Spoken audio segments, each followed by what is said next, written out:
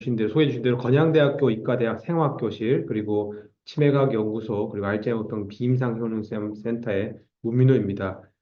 저는 오늘 알츠하이머병 치료제 개발에 대해서 말씀드리도록 하겠습니다. 어, 제가 알츠하이머병이라고 하는 페이스북 페이지를 운영하고 있는데 여기에 포스팅한 내용 중심으로 오늘 강의를 드릴까 합니다. 그리고 제가 앞서 말씀드린 대로 알츠하이머병 비임상 효능 시험 센터를 운영하면서 오늘과 같은 기업체 대상으로 여러 세미나도 진행을 하고 있고 자문도 드리고 있으니 관심 있으신 분은 연락 주시면 강의라 자문을 드리도록 하겠습니다. 제가 보통 드리는 강의가 2시간짜리 강의인데 오늘 시간 관계상 30분 정도 말씀을 드리고 제 강의의 목차는 다음과 같습니다. 먼저 알츠하이머병에 대한 서론을 말씀을 드리고 알츠하이머병의 발병 가설들이 어떤 것이 있는지 어떻게 알츠하이머병이 발병하는지에 대한 내용들 그 이러한 연구들과 치료제 개발에 사용되는 동물 모델에는 어떤 것들이 있는지 환자와 동물 모델에서 나타나는 알츠하이머병과 관련된 병리들에 대해서 소개드리고 이러한 사실들을 바탕으로 현재 어떤 치료제들이 개발되고 있는지에 대한 동향을 말씀드리고 이어서 앞으로는 어떤 약물들이 개발될 수 있을지 그리고 현재 약물의 효능을 높이기 위해서는 어떤 전략이 유효할지에 대해서 부족하지만 제 의견을 한번 말씀드리도록 하겠습니다. 알츠하이머병은 너무나도 많이들 알고 계시는 질환이고요. 알츠하이머 디지즈 혹은 알츠하이머스 디멘시아, 한국말로 알츠하이머 치매 이렇게 부르고 있습니다. 여러 퇴행성 신경질환 중에 유병률이 가장 높고요. 치매라고 하는 증후군의 원인 질환을 많게는 100개도 보는데 그중에 알츠하이머병에 의한 치매, 알츠하이머 치매가 한 70% 정도 차지하고 있습니다. 주요 임상 증상은 처음에 기억력이 손상이 되었다가 이후에 어, 언어의 문제, 이상 행동 등 뇌가 관여하는 거의 모든 행동에 다 문제가 생긴다. 이렇게 이해하시면 되겠습니다.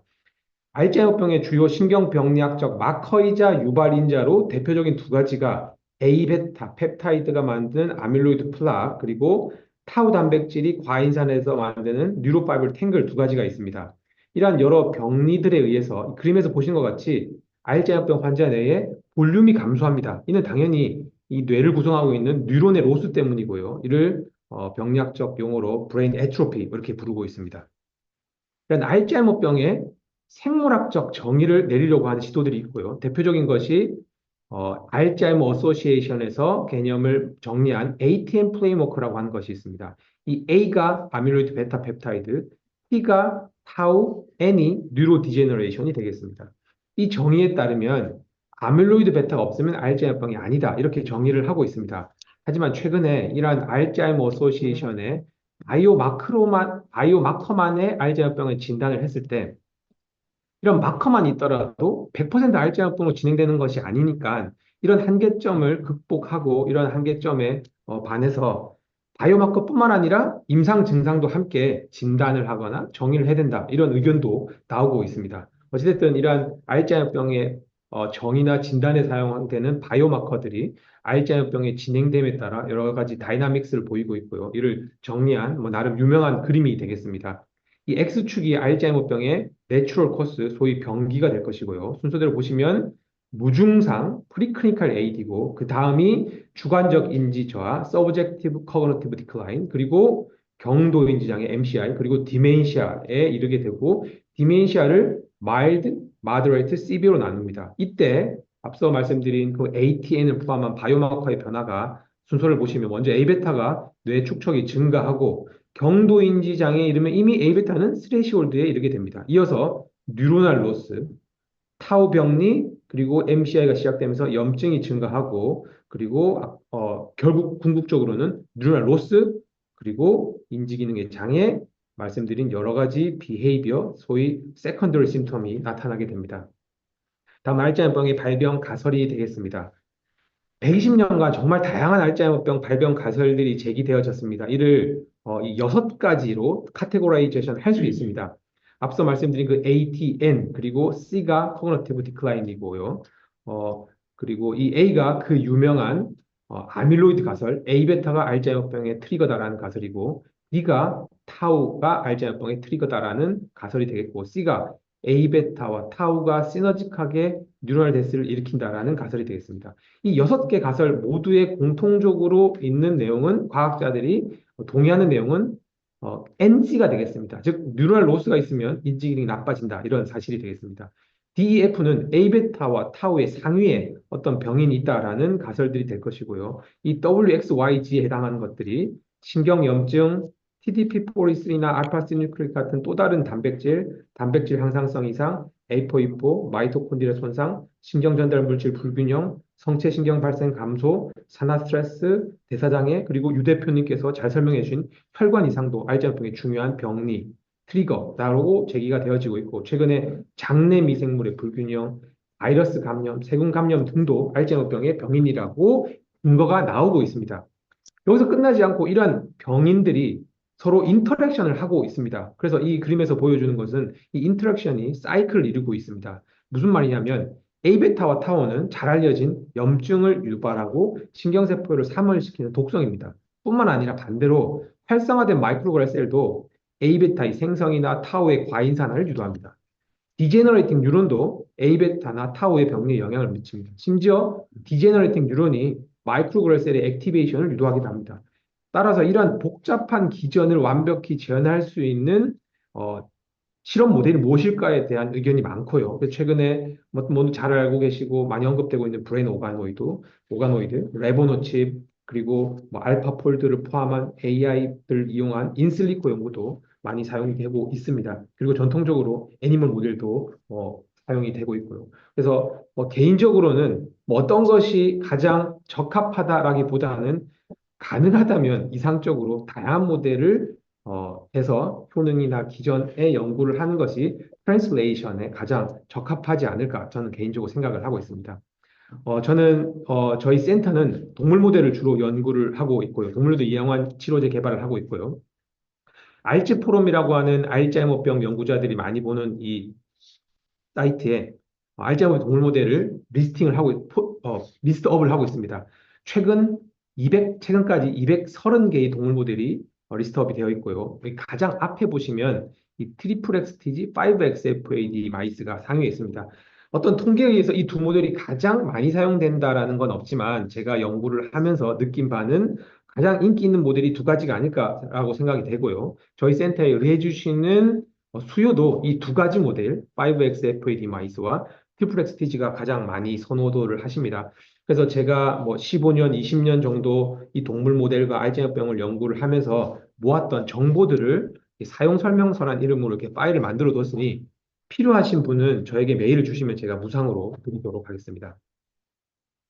다음은 알츠하이머병 환자와 동물 모델에서 확인할 수 있는 병리에 대한 내용이겠습니다. 시간 관계상 아주 짧게 일부의 병리만 말씀을 드리겠습니다. 알츠하이머병의 대표적인 병리인 A베타 패솔로에 대해서 말씀을 드리도록 하겠습니다. 이 검은색이 아까 말씀드린 알츠하이머병의 병기 내추럴 코스가 되겠습니다. 프리클리니컬 AD부터 시비어 AD로 진행됨에 따라 A베타의 패솔로지가 어떻게 디벨롭먼트를 하는지를 제가 나름 정리를 해봤습니다. 꼭 말씀드리고 싶은 개념이 소위 교과서에 나오는 아밀로이드 플락, 알츠하이머의 홀마커라고 하는 것은 클래식 코드 플락이라고 하는 것이고요.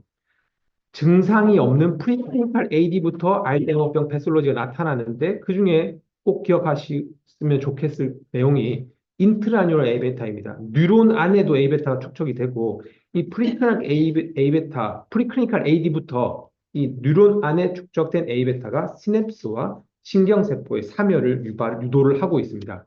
그리고 교과서에 나오는 그 홀마커라고 하는 클래식 코드 플락, 대표적인 이 A베타 구조물의 약물에 의한 감소가 임상적 보존과는 큰 관련이 없다라는 데이터들이 많이 있습니다.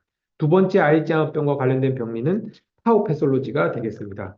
알츠하이머병 환자 뇌를 스테이징하는 방법이 크게 세 가지가 있는데 소위 A, B, C라고 부르는데요.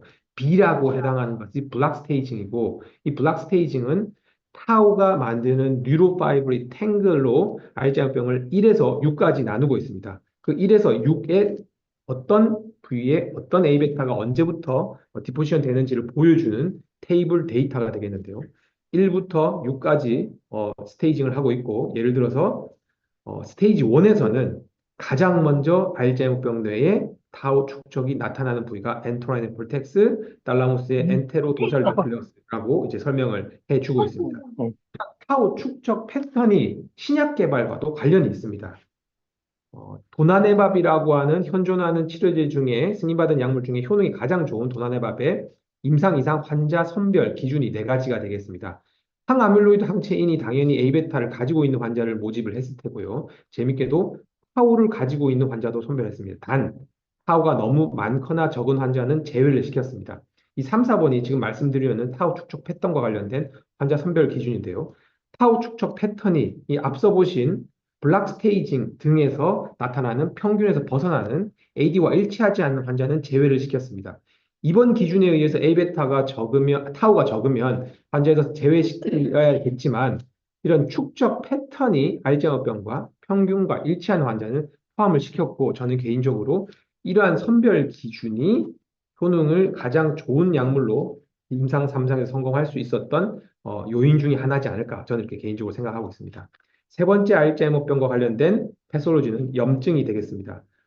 요즘 이 염증과 관련돼서 많은 연구가 이루어져 있고 특별히 관심을 많이 받는데 그중에 특별히 또 많이 관심을 받는 것이 마이크로글리알 셀의 M2 피노타입 즉 파고사이토시스가 되겠습니다. 이유는 항아밀로이드 항체 유일한 FDA 승인을 받은 이 약물의 메이저한 작용 기전이 이 마이크로글리알 셀의 A베타 파고사이토시스입니다. 이 양옆에 있는 두 가지도 항아밀로이드 항체 작용 기전인데요. 항체가 A베타를 분해시킨다. 그리고 페리페럴 싱크 하이포테시스로 말초에 있는 A베타가 항체에 의해서 시퀘스트레이션 되면 호메오스타시스에 의해서 뇌에 있는 A베타가 빠져나온다. 뭐 이런 가설이 있고요. 이 약물의 핵심적인 MOA는 마이크로글리알 셀이 A베타에 결합한 항체의 F3 리전에 바인딩을 함으로써 F3 리셉터 메디에이티드 파고사이토시스가 A베타의 감소와 독성을 감소시킨다라는 기전이 되겠습니다. 다음 알츠하이머병과 관련된 병리는 시냅틱 앤 뉴럴 로스, 다른 말로 뉴로 디제너레이션이 되겠습니다. 알츠하이머병 환자 뇌는 정상인 뇌에 비해서 볼륨이 30g이나 줄어들어 있다고 하고 이것이 앞서 말씀드린 처음에 말씀드린 브레인 애트로피 즉 지금 설명드리는 뉴로 디제너레이션의 결과가 됩니다. 또 뉴로 디제너레이션과 관련돼서 말씀드리고 싶은 개념이 이 제프리 커밍스라고 하는 알츠하이머병 치료제 개발 동향을 계속 이제 매년 발표하신 논문에 교수님 논문에 정의가 되겠는데요. 심토마틱 드럭과 디스모디파잉 드럭의 차이는 알츠하이머병의 생물학적 호수인 A베타와 타우 등에 영향을 주지 않은 채로 인지 기능을 향상시키거나 사이키아트리 심텀을 조절할 때를 심토마틱 드럭이라 한다.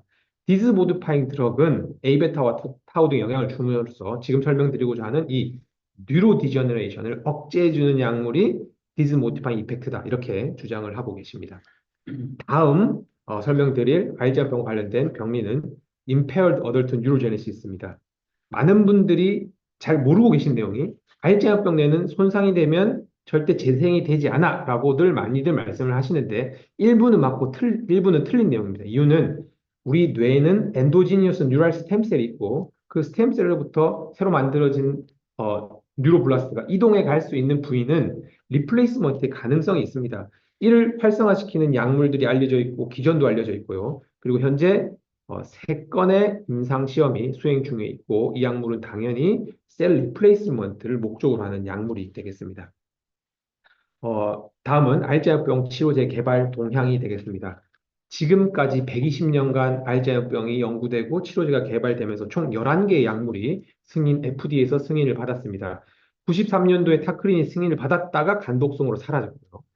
현재 가장 많이 사용되고 있는 도네페질이 96년에, 리바스티그민이 97년도에, 2000년도에 갈란타민이, 2003년도에 메만틴이 승인을 받았고요. 14년도에는 이미 승인을 받은 도네페질과 메만틴의 병용 제제가 승인을 받았고요. 그리고 최초의 디스모디파잉 드럭인 아두카누압이 21년에 승인을 받았다가 효능이 적고 비싸서 시장에서 또 사라지게 되었고요.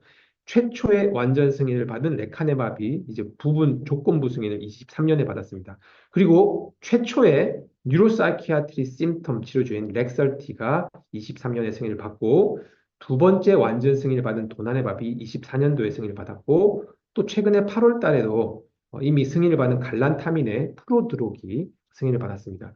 이 상단에 이렇게 알츠하이머병 써놓은 거는 제가 서두에 말씀드린 대로 제가 운영하는 페이지에 포스팅한 내용이니까 이 페이지도 검색 기능이 가능하니까 다 찾아보실 수 있습니다. 이 11개 약물을 주로 이제 네 가지, 제프리 커민스 교수님은 네 가지 카테고리를 구분하시는데요. 이에 따르면 커그너티브 인핸서가 타크린 도네페진 등이고요. 그리고 에지테이션 치료제인 렉설티가 최초의 뉴로사이키아트리 심텀 치료제, 그리고 항암밀로이드 항체들이 디지즈 모디파잉 바이올로직스가 되겠습니다. 아직까지 승인을 받지 못했고 가격 경쟁력이 있을 것으로 예상이 돼서 많은 분들이 관심을 갖고 개발하는 것이 디지즈 모디파잉 스몰 몰리큘이 되겠습니다.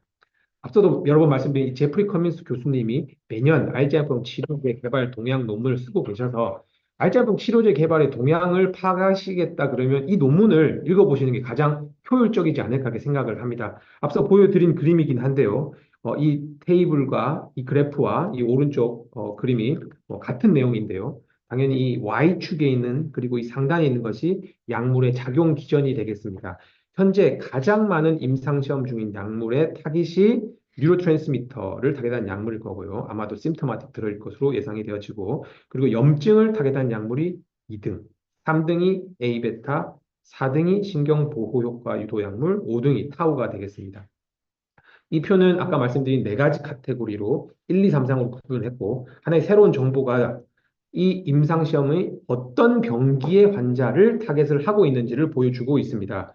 인지 기능이 전혀 나빠지지 않은 무증상인 프리클리니컬 AD 환자를 대상으로도 무려 13개 임상시험이 진행 중이고요. 그리고 가장 인기가 많은, 소위 가장 많은 환자 대상이 MCI2 마일드로 55%의 약물이 이 병기를 타깃을 하고 있습니다. 가장 많은 실패, 가장 많은 돈이 투여되고 유일한 성공을 보인 약물 기전이 항아밀로이드 항체이기 때문에 뭐 이를 공부하는 것이 치료제 개발하는 것에 아주 기본이지 않을까 개인적으로 생각을 하고요. 이 모노크로널 엔티 아밀로이드 안티바디들은 1세대, 2세대로 나누고 있고요. 1세대는 다 그런 건 아니지만 대체적으로 모노모에 대한 어피니티가 높았고 2세대 항아밀로이드 항체 네 가지는 에그리게이츠의 어피니티가 높습니다. 그래서 저희 센터가 환경바이오 인사이트의 이 네 가지 항아밀로이드 항체, 2세대 항아밀로이드 항체에 대한 비교 칼럼을 썼으니 관심 있으신 분은 보시기를 추천드리고요. 간단히 말씀드리면 이렇습니다.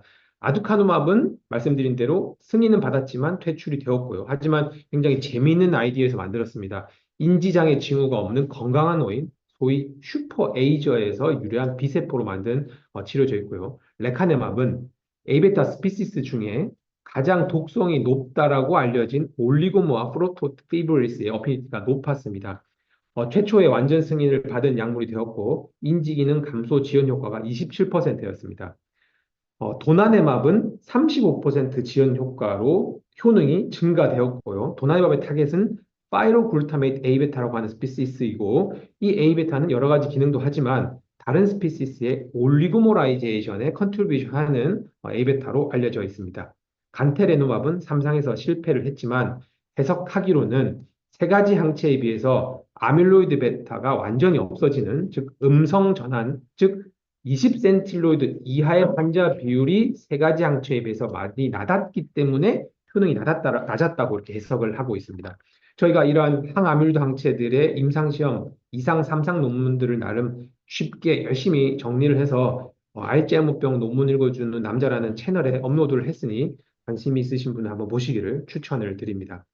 아까 말씀드린 유일하게 승인을 받지 못한 약물의 카테고리가 디즈 모디파잉 스몰 몰리큘이고요. 당연히 가격 경쟁력 때문에 많은 분들이 개발되기를 희망을 하고 있고 개발을 열심히 하고 있습니다. 여러 가지 약물이 있지만 한 가지만 소개해 드리면 알제온의 알츠80기라고 하는 약물은 A베타 응집 억제하는 약물이고요. 아까 소개해드린 2세대 항아밀로이드 항체에 비해서 CDR-SB나 아다스코그와 비교했을 때도 효능이 3, 4배나 높고 부작용도 전혀 없습니다. 마지막입니다. 알츠하이머병 치료제 개발 전략 및 전망에 대해서 말씀드리겠습니다. 제가 나름 오늘 세미나를 준비하면서 세 가지 전략을 좀 정리를 해봤습니다. 디지즈 스테이지 스피시픽 테라피, 멀티 타겟티드 컨비네이션 테라피, 퍼스널 테라피가 알츠하이머병 치료제의 효능을 높일 수 있지 않을까라고 저는 정리를 한번 해봤습니다. 너무 잘 알고 계시는 이 2세대 항아밀로이드 항체의 부작용, 앞서 유 대표님도 말씀하셨던 이 아리아라고 하는 혈관의 이상, 그리고 알츠하이머병의 병리가 에트로피임에도 불구하고 항체가 이 에트로피를 더 악화시킵니다. 또한 효능이 낮습니다. 이를 임상적으로 의미 있는 최소한 차이, MCID라고 하는데요. 이것이 기준치에 미치지 못합니다. 일단 낮은 효능에 비해도 가격이 너무 비싸고요. 알츠하이머병은 20년 정도 걸리는 질환임에도 불구하고 아직은 18개월에서의 효능과 안전성이 검증이 되었습니다. 그리고 효능이 좋을 수가 없는 이유가 앞서 말씀드린 알츠하이머병의 발병 기전에서 말씀드린 것처럼 알츠하이머 발병 병인이 너무너무 많음에도 불구하고 단 하나의 단일 표적 치료 전략이기 때문에 효능이 좋을 수가 없습니다. 이 MCID의 개념을 이제 레캠비로 좀 더 말씀을 드리면요. 대전군과 치료군에서 레캠비를 CDR-SB 점수로 봤을 때 18개월 동안 0.45점의 차이가 났습니다. 하지만 이 미니멈 클리니컬 임포턴스 디퍼런스로 기대되는 이 병기의 점수는 CDR-SB가 1점입니다. 그러니까 절반도 안 되는 굉장히 낮은 효능이고요. 이 비교를 해보면 더 쉽게 아실 수 있는데 가장 많이 사용되는 이 도네페지를 6개월만 투여했을 때 이 CDR-SB 차이가 0.53점이니 0.45점은 굉장히 낮은 효능이 되겠습니다. 이런 효능을 증가시킬 수 있는 여러 가지 내용들이 제시가 되어 있는데 아까 말씀드린 한 세 가지 정도를 제가 말씀을 드리면요. 첫 번째가 디지즈 스테이지 스피시픽 테라피입니다. 즉 알츠하이머병의 치료 타이밍을 라이트 드럭 라이트 타임을 써야 된다. 이 사이언스 아티클로 제가 설명을 드리면 무슨 말인가 하면 알츠하이머병 발병일 0이라고 했을 때 30년 전부터 아밀로이드 베타가 만들어집니다.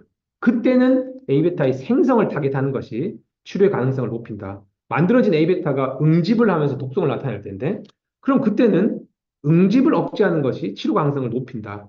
타우는 스프레딩으로 패솔로지가 시작됩니다. 그때는 타우의 스프레딩을 타겟하는 것이, 타우가 응집이 될 때는 응집을 타겟하는 것이 치료 가능성을 높인다라는 게 이 스테이지 스피시픽 테라피의 개념이 되겠습니다. 그러면 한번 예로 현재 승인을 받은 이 세 가지 약물은 라이트 타임에 치료를 승인을 받았을까요? 삼상에 성공했을까요? 보면 이 세 가지 약물은 아까 말씀드린 요즘 가장 인기 있는 병기인 MCI2 마일드인데요.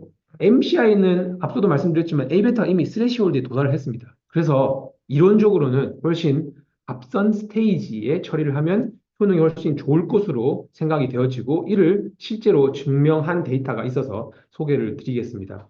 승인을 받은 도나네밥의 경우는 두 가지 심리검사 인지기능 테스트에서 각각 35%, 36%의 인지기능 감소 지연 효과가 있었는데 아까 말씀드리지만 역시 MCI2 마일드 환자에서 시험을 했고요.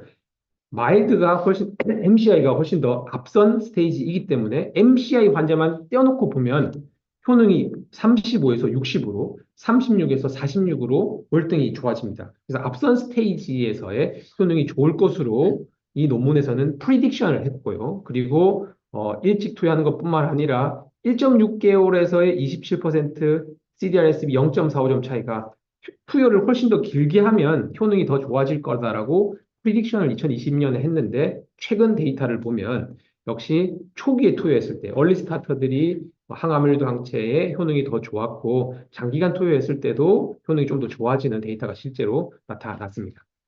두세 번째 전략은 컨비네이션 테라피, 멀티 타겟트 테라피, 그리고 세 번째가 퍼스널라이즈 테라피입니다. 뭐 사이언스 아티클에서 이런 주장을 하고 있고요. 그리고 여러분 잘 아시는 이 배진건 박사님도 같은 맥락의 칼럼을 쓰셨습니다. 항암물 항체를 처리를 하면 뭐 항암제도 그렇지만 완전 반응자가 있고 부분 반응자가 있고 무반응자가 있습니다.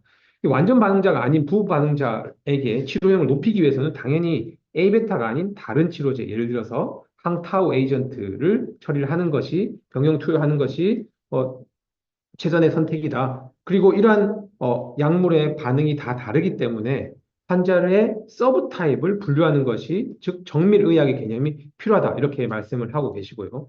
어, 이런 무반응자의 반응자의 비율을 예측한 내용이 있어서 말씀을 드리면 무반응자 A베타에 의해서 전혀 치료 효능이 없는 사람이 46%, 완전 반응자가 14%밖에 되지 않습니다. 그래서 누차 말씀드리지만 이런 컨비네이션 테라피나 환자에 맞춘 치료가 필요하지 않을까 생각이 되어집니다. 이 퍼스널라이즈 테라피에 대해서 좀 더 부연 설명을 드리면 앞서 라이트 타임에 대해서 생각을 해본 것처럼 과연 임상시험에 사용되는 환자들이 라이트 페이션트일지를 고민을 해야 되지 않을까 싶습니다. A베타와 타우를 가지고 있는 환자를 퓨어 알츠하이머 환자라고 했을 때 60세 이하에서는 이 A베타와 타우만 가지고 있는 사람이 44%밖에 되지 않습니다. 나머지 56%는 A베타와 타우뿐만 아니라 TTP 폴리스나 루이바이디 같은 또 다른 퇴행성 신경질환의 병인 단백질을 포함하고 있고요. 60세가 넘었을 때는 무려 20%밖에 표원 알츠하이머가 없습니다. 그래서 이러한 클리니컬 에피커시의 베리에이션을 줄이기 위해서는 뭐 당연히 뭐 항암제에서도 좋은 성과를 보이고 있는 이 정밀 의료 개념이 필요하지 않을까 싶습니다. 그리고 A베타 항체의 치료 전략에 대해서 굉장히 유익한 내용을 보여주고 있는 이 네이처 리뷰 드럭 디스커버리 임팩트 120점의 논문이 있어서 여기 있는 여러 내용을 제가 간단하게 말씀을 드리면 아까 MCI에서 투 마일드에서 최소한의 점수는 1점이라고 말씀드렸는데요. 좀 더 레이 스테이지인 경증 환자만 봤을 때는 이 논문에서는 최소한 6점, 1.63점은 되어야지 효능이 있을 것이다. 그리고 A베타가 감소되더라도 20센틸로이드, 즉 음성 정도로 표시를 하는 표현을 하는 정도의 강력한 A베타의 감소가 필요할 것이고 도나네밥이 타우를 많이 갖고 있지 않고 너무 많지 않은 사람을 고른 것처럼 A베타의 치료의 에피커시를 높이고 베리에이션을 줄이기 위해서는 역시 A베타가 너무 많거나 적은 환자를 제외하고 어떤 이유에서인지 모르겠지만 A베타가 빠르게 제거된 환자에서 효능이 좋았다. 이런 데이터도 있었다고 합니다. 이 논문에 대해서도 저희가 정리를 해서 유튜브 채널에 올려두었습니다. 지금까지 내용을 한번 정리를 해서 하나의 퀘스천에 대한 답으로 설명을 해드리면 제가 듣는 질문 중에 많이 받는 것 중에 하나가 A베타와 타우 중 어떤 것을 타겟하는 것이 치료의 효용, 베네핏이 높을까요? 라고 했을 때 저는 이렇게 생각합니다. 아까 말씀드린 세 가지 전략을 말씀드리면 A베타를 타겟했을 때 치료 효능이 높은 병기가 있을 것이고요.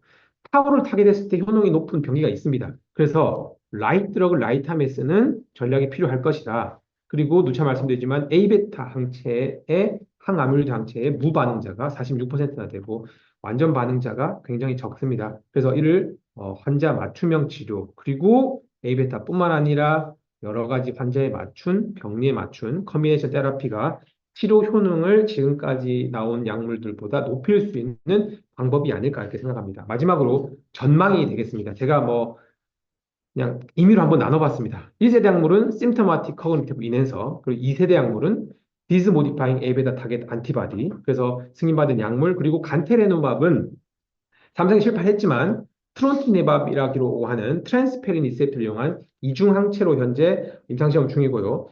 이 BBB 페넌트레이션을 증가시킬 때 아리아가 완전히 사라진다고 해서 열광을 했는데 최근에 임상시험 결과 보면 또 한 명이 죽었다라고 하더라고요.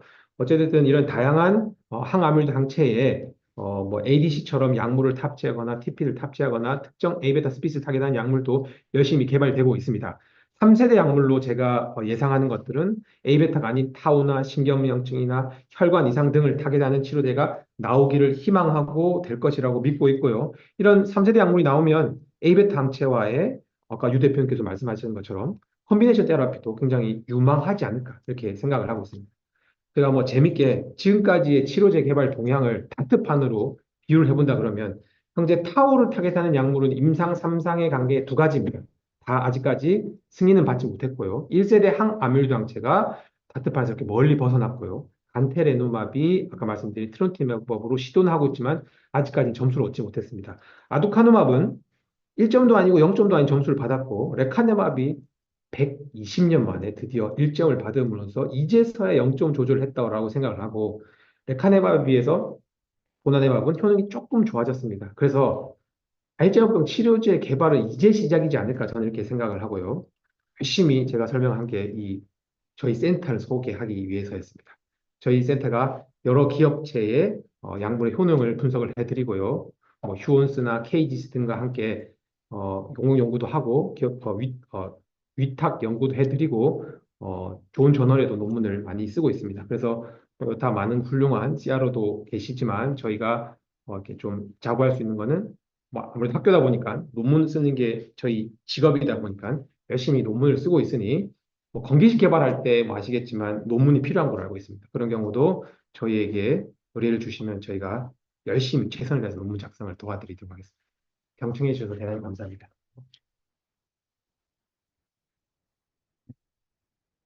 네, 발표 중에 질문 사항 있으신 분이 계신가요? 온라인에서